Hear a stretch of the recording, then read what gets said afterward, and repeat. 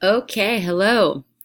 Welcome to our last nutrition lecture for our nutrition section. This should be a quick one with just some practical tips and strategies for putting everything together that we've already discussed. So we're going to talk about some examples of the plate method, a strategy called P2F, which is a little mnemonic that you can use to remember healthy eating tips. We'll talk a little bit about label reading and what you look for on a label, and then we will review some tips for the kitchen and tips for eating on the go. So this is MyPlate. Many of you have probably seen this in class before or on some kind of governmental website. MyPlate is created by the USDA and is a guideline for healthy eating. So you'll see we have half of the plate being fruits and veggies, about a little over a quarter coming from grains, and a little less than a quarter coming from protein, and a full serving of dairy on the side. So there are some things that are helpful about this plate as compared to its predecessor, which was the food pyramid, in that it helps you figure out what a plate portion looks like. It includes a lot of veggies, but there are some drawbacks in that it doesn't tell you anything about the kinds of foods that should be included in each category. Not everybody has to consume dairy, so it's somewhat problematic that it has its own featured spot that might be reflective of food lobbying and its impact on governmental guidelines. And grains does not include all forms of carbohydrate that can positively benefit our health. Further, it's missing some key things such as healthy fats, which we talked about. Fats are incredibly important for vitamin absorption, for hormone production, for insulation, and it doesn't include any kind of fluids like water. So here's another plate. This is called the Harvard Healthy Eating Plate, put out by the Harvard School of Nutrition and Public Health. And it's a little bit different. You can see it's very similar. However, the veggie portion is much bigger. They do specify healthy protein, and then they also include healthy oils, so some healthy fats and water as opposed to dairy. So they give you specifics on veggies, so more veggies and the greater variety, the better, including variety of colors, and listing that potatoes and French fries don't count. So things like potatoes, corn, squash typically don't count as vegetables. They're going to fall into your carbohydrate category or your whole grain category. Again, plenty of colors for all fruits. Healthy protein, they give you options like fish, poultry, beans, and nuts. And they have you limit some things that have been shown to increase risk of certain conditions.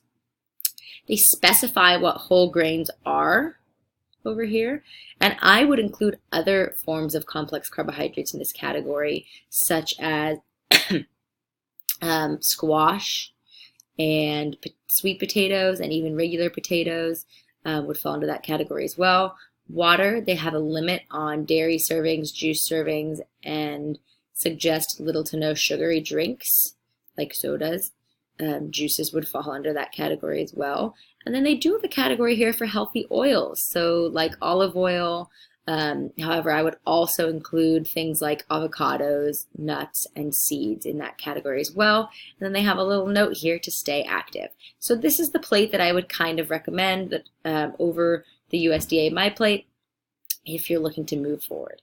And the plate method is actually a really excellent strategy for determining meals, for programming meals. And it doesn't always have to look like this. So it doesn't have to look like you have a piece of chicken here, a side of rice here, a big thing of salad, and a side of berries with some oil on your salad and a glass of water. It can look a lot of different ways. So this would kind of be your classic example: rice, veggies, and a piece of salmon, which is going to give you fat and protein. And it is always okay for your veggies to take up your whole plate. So fruits are good, veggies are better. So it's okay if the veggies crowd out the fruit. Fruit's totally fine too. Don't buy into the hype that fruit is bad for you. Here's another example, tacos that are kind of split up. So you have a big kind of like Mexican style salad here. You have some ground taco meat. You have corn tortillas as your grain. And then you could add a couple slices of avocado as your healthy fat. This is a sandwich version, right? So you have some whole grain sandwich bread, you have some kind of protein source in there, I'm not sure what it is. You have multiple colors of vegetables, onions, tomatoes, lettuce, and then you have a healthy fat with your avocado. You can make a bowl or a salad here. So you can add some greens, some veggies, some proteins or grains like rice or black beans or chicken or whatever, some avocado or olive oil or nuts and seeds. So there's a variety of ways that you can make this healthy plate work. It doesn't have to look like these separated out portions. You could make pasta, right, where you have some whole wheat pasta, you have a protein source in it like chicken or shrimp or tofu, and then you add some vegetables in like greens or mushrooms or tomatoes, etc., right? So you're just always thinking about making sure all of these major food groups are included in your meal and that it doesn't just look like a big plate of pasta with Alfredo sauce where you're missing the protein, you're missing the veggie, and you're missing the healthy fat. So I encourage you to have some fun with this and play around with this and see how can you ease your meals towards looking like the plate method. Another way to think about this is this little mnemonic called P2F. So foods to include. P2F. This stands for protein, produce, and healthy fats. So you'll see these are featured in all these meals. Protein, produce, and healthy fats. Protein, I don't really know what it is. Produce, and healthy fats. Protein, produce, and healthy fats. So this is something to include in all meals throughout the day. The carbohydrate is great too, but the protein, produce, and healthy fats are key. Protein has so many roles in our body. It's also got a big impact on satiety. It helps keep you full longer. So we want to consume adequate protein. It also helps with the building and the maintenance of lean mass, muscle tissue, which we know helps our metabolism, etc. Produce, that's where we're going to get the vast majority of our vitamins and minerals. So we want a veggie or fruit included in every meal, and ideally multiple colors. So the 3-color rule is a fun challenge that you can use to see if you can get 3 different colors of produce into every meal. And the reason that's important is because different colors have different compounds, properties that are beneficial to you.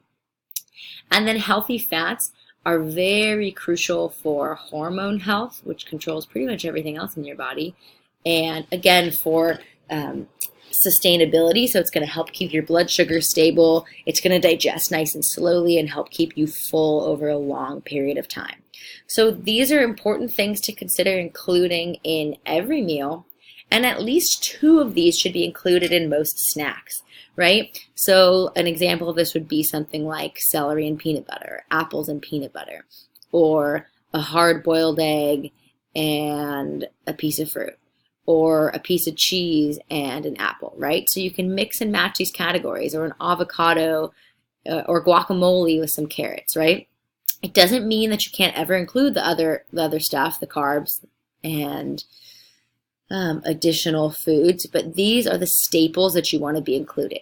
Again, it's going to help stabilize your blood sugar, which is going to help you stay full and make better food decisions. When your blood sugar crashes, that's when you start to reach for high sugar, high unhealthy fat foods. It's going to reduce your risk of developing diabetes. And stabilizing your blood sugar over time is going to go a long way in helping you maintain your weight. You're going to get healthy foods that you need to build lots of things in your body to produce hormones, to stabilize hormones, and get the vitamins and minerals that help your body function and help you obtain energy from your foods. So like I said in the last lectures, you can eat a very high calorie diet, but if you're not getting some of the vitamins and minerals that you need to break down those calories for energy, you won't be able to use them. You'll feel tired and sluggish, all the while you'll still gain body weight because you're getting these calories, but you're not able to utilize them. So protein, produce, fat, cannot recommend highly enough. Label reading. So we'll talk a little bit about label reading. What is it that you look for when reading a label? Do you read a label? Do you eat foods with labels? So think about this for a minute. You can pause the tape and consider, and then we'll go on. A couple things to consider. The first and most important one is serving size and servings per container, because the rest of it is totally different if you're eating more than a serving size. So for example, this says 1.5 cups and 4 servings per container. I don't know what this food is, but let's say you're having a bowl of cereal and a serving size is 3/4 cups, but in your bowl you have 2.5 cups or something along those lines. You're really going to have to multiply everything by 3. Let's say you're having a bag of chips that has 3 servings per container, but you're only looking at the calories as listed at 240 when there really might be 700 calories in that bag of chips. So serving size and servings per container is the first place to look. Calories is next. Remember that calories equals energy. I don't recommend necessarily that you count calories. You'll be able to do it in this assignment for a few days to see. But like I mentioned in the directions there, calorie counts are really off very often, and they're not a sustainable strategy for many of us. So this can be useful to look at for reference, especially if you're eating out at a restaurant and a food has like 1,300 calories in it, which is probably like half or more of what you need in a day, and you just wouldn't know it by eating that food. So this is not something I want you to pay too much attention to, but it's important to know. Again, this entire serving of food, if you had all of it, would have over 900 calories in it. And if you didn't look at the serving size, you wouldn't know that. So total fat is something to consider, and we actually don't want this number to be too low. A lot of times when I ask people in class about these things, they want fat to be low, cholesterol to be low, sodium to be low, carbs to be low, and I'm like, yo, what are you all eating? So you do want there to be stuff in your food. And like we said before, fat is helpful. You just want these to be good sources of fat. So we want both saturated and trans fats to be lower. As we talked about, trans fats definitely increases the risk of chronic disease. Saturated fat might. So we want these to be lower in favor of eating more unsaturated fats. So those are going to come again from things like nuts, seeds, fish, avocados, olives, and olive oil. Cholesterol, you don't have to pay too much attention to, as the most recent US guidelines have suggested that for the vast majority of people, cholesterol from food will not raise blood cholesterol. Sodium is something to pay attention to in packaged foods, just because that's where we get the vast majority of it. Sodium is an essential nutrient, meaning that we do need it for survival, but we don't need a ton. And really, really high levels can increase blood pressure for some. It can also just make you feel kind of bloated and retain water. And we get the vast majority of it from packaged foods. So about 95% of the sodium in the average American diet comes from packaged foods. So that isn't to say that you don't need some. You just want to be eating mostly foods that aren't processed and packaged and adding salt to taste. Carbohydrate. This should be in proportion to protein and fat. So if you're eating a food that has really high carbohydrate, like 50 grams, but there's almost no protein and fat in it, that's going to have a pretty strong impact on your blood sugar in a way that we don't want it to. Like I said before, we don't want blood sugar to be spiking. That's going to encourage a cycle of highs and low blood sugar, which can increase the risk of developing diabetes. It can also encourage weight gain over time. So we just want these numbers to be similar to total fat and protein. So I would either like to see protein be higher, like 23, so half that of carbohydrate, or to see carbohydrate be lower here. So it should be like a 2-to-1 ratio of carbs to protein, and that goes back to our plate method as well, where it looks similar. Fiber is a good thing. This food has a lot of fiber in it, so 7 grams. Anything over 5 grams is considered a good serving. Fiber is going to help, like we talked about, improve your digestion, slow down the absorption of food, feed healthy gut bacteria, but most of your fiber is going to come from foods without packaging or with minimal ingredients. Things like fruits, vegetables, nuts, grains, right? So not a lot of packaged foods. You will have some foods with fiber added in. I don't recommend it as a way to get the vast majority of your fiber. Sugars, we generally want to be lower. Just for frame of reference, a Snickers bar, a full-size Snickers bar, has about 20 grams of sugar. So if you're eating what you consider a health food or not a dessert, and it has more than that, that is something to keep in mind. So something like a Green Machine juice naked juice that people think of as like a green veggie juice has about 50 grams of sugar in it. So that's the equivalent of more than 2 Snickers bars. And many people will consider that a health food. So that's just something to keep in mind. Obviously, relatively low is good. It's okay to have some sugars, but you don't want it to be the vast majority of the food. You want there to be sufficient protein and fat involved. And just if you're eating something and you're not considering it a dessert, but it has just as much sugar as a Snickers bar, consider if that's where you want to expend your daily sugar allotment. And then protein, generally we want a good amount of protein because this food, that's going to help stabilize our blood sugar, keep us fuller for longer, and we have a lot of roles for protein in the body. You don't have to worry too much about these specific nutrients when you're looking at food labels. You're going to get it more from foods without labels as it is. And know that these percentages, as it tells you down here, are based on a 2,000 a day calorie diet, which is not the necessary calories needed for all individuals. So if you're a taller individual, a larger individual, a younger individual, or a more active individual, you're probably going to need more calories than that. If you're small, short, potentially older, and or less active, you may need fewer. And then finally, we often forget to look at the ingredients list on food. So the first ingredient has to make up 50% or more of the product. So this product that we have pictured here is 50% or more sugar. Like we talked about, enriched unbleached flour, this is broken down grains that then have nutrients stripped and added back in. And then you can see a lot of the preservatives, etc. down here. And they'll also tell you common allergy statements, so contains wheat and soy. Those are things to look out for if that's important for you. Additionally, general rule of thumb with ingredients is that the fewer the better, right? The fewer the ingredients listed, the more whole of a food is there. Does that mean you can never eat highly packaged and processed foods? Of course not. But it means that generally speaking, you want to be eating foods with fewer ingredients more of the time. Lastly, putting it all together. So I have some links here, and I've included the actual web address for you because I don't know if you can. You can't click the link from the video, so you can copy or type those in. And these are 2 infographics from Precision Nutrition, one on preparing healthy meals and one on healthy eating on the go. Both are important potentially for college students. So let me show you these really quick. So how to create a perfect meal. They have you basically do the plate method. Find a protein, a veggie, a healthy carb, and a healthy fat. And they give you lots of examples here that you can choose from.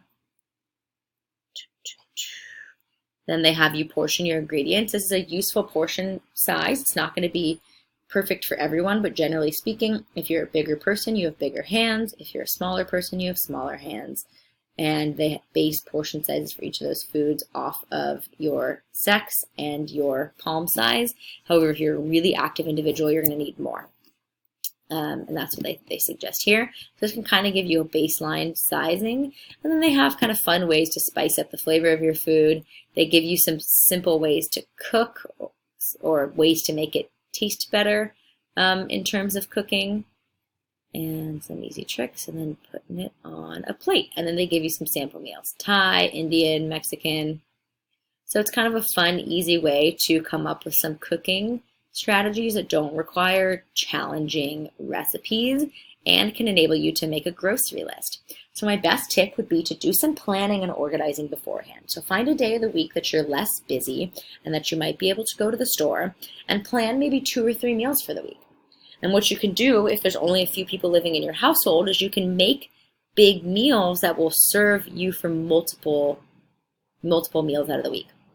So let's say you pick chicken breast, carrots, so you do a few, carrots, spinach, and brown rice, and you make kind of like a bowl situation. And then you cook it in sesame oil. And you make like a little Asian-inspired dish, and you have enough to feed you for a couple lunches or a couple dinners throughout the week. That'd be a great way to do this. And some even easier tips are, if you don't like cooking, you can actually find some pre-cooked brown rice in most grocery stores in the freezer section. You can find some pre-cooked chicken breast in most stores in the refrigeration section, or get a whole roasted chicken. And you can find, and spinach is really just easy. You can throw it on the stove with the rest of them. It'll cook down in just a minute. So you can make this simpler rather than harder. And then the Eating on the Go infographic also has some good tips for you. So healthy packs to snack. These all kind of adhere to the P2F guidelines, or at least one of those categories.